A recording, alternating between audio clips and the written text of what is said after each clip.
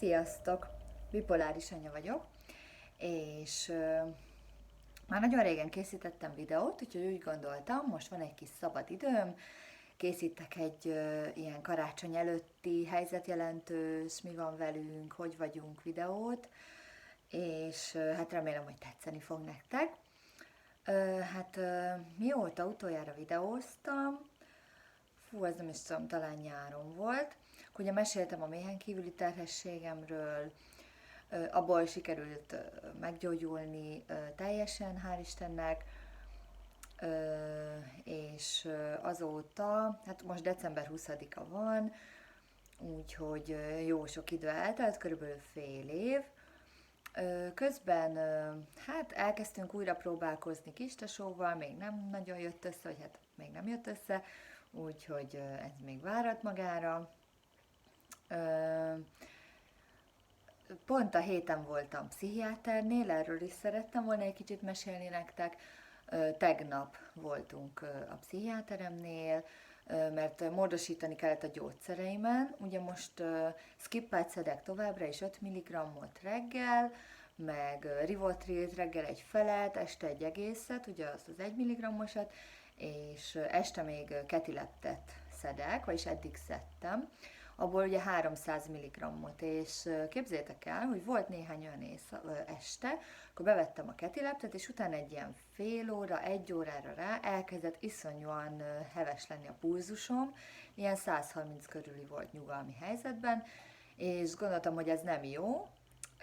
Hívtam a doktornőt, és akkor mondta, hogy hát mire tud időpontot adni, de az ugye egy hét volt, és hát mondom, addig mégsem mehet ez így.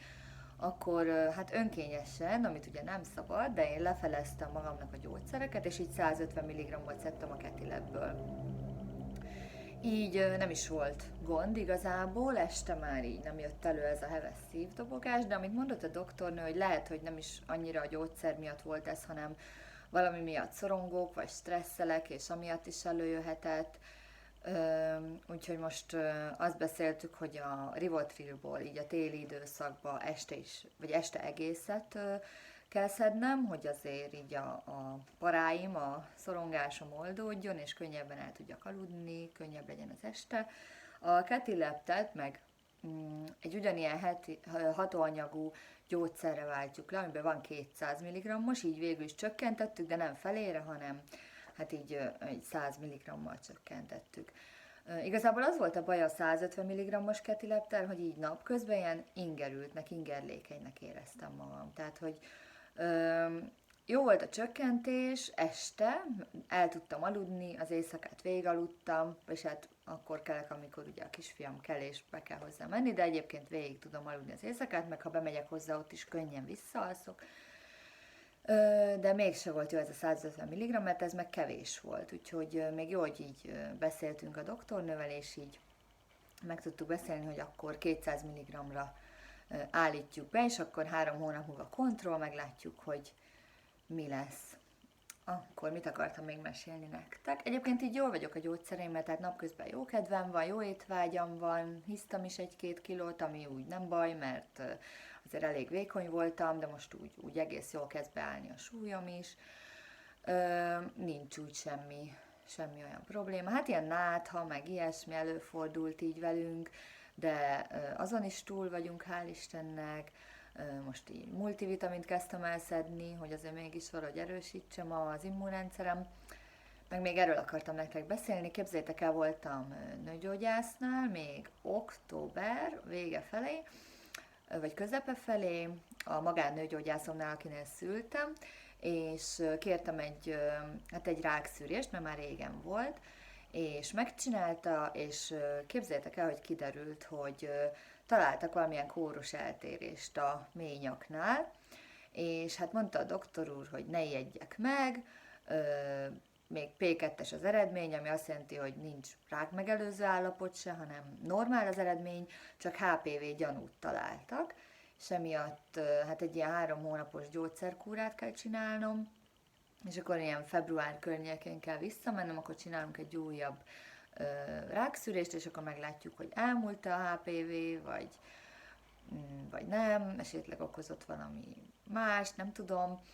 akkor ugye, hogyha nem múlt el, akkor csinálnak egy HPV tipizálást, és akkor így abból kiderül majd, hogy egyáltalán milyen fajta HPV van ott, mert ugye csomó fajtája van, azt hiszem 120-150, nem tudom, fajtája van a HPV-nek, és abból csak pár fajtája, alfaja az, ami ményakrákot okoz, de ez a ményakrák is évek alatt alakul ki, tehát így még időben el van kapva, hál' Istennek, és hát tudjuk kezelni, mondta a doktor úr, hogy ne aggódjak, tudjuk kezelni, nem lesz semmi gond.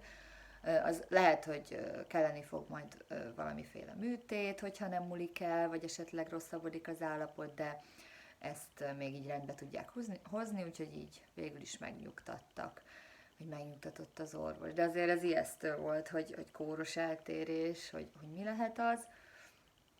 Meg hát furcsa az egész, hogy egyáltalán hogy kaptam el, vagy hát, hogy na, ez így egy érdekes dolog.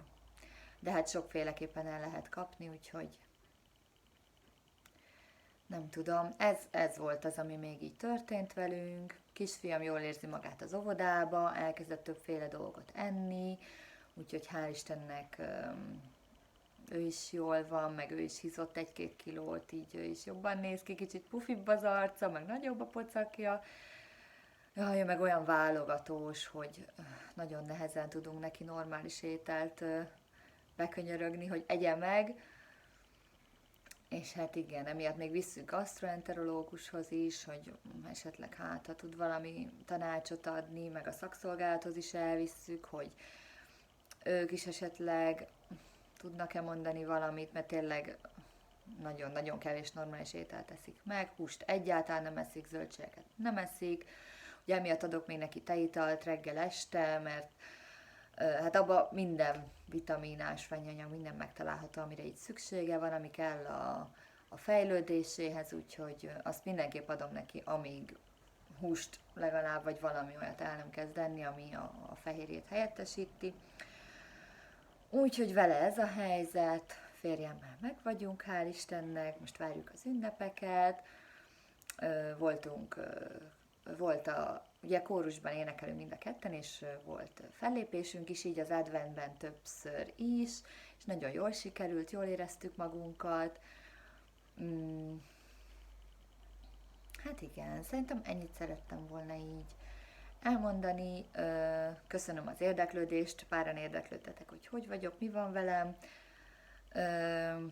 Hát igyekszem majd még videót csinálni, hogyha esetleg szeretnétek, meg én is várom kommentbe, hogy ti hogy vagytok, mi a helyzet.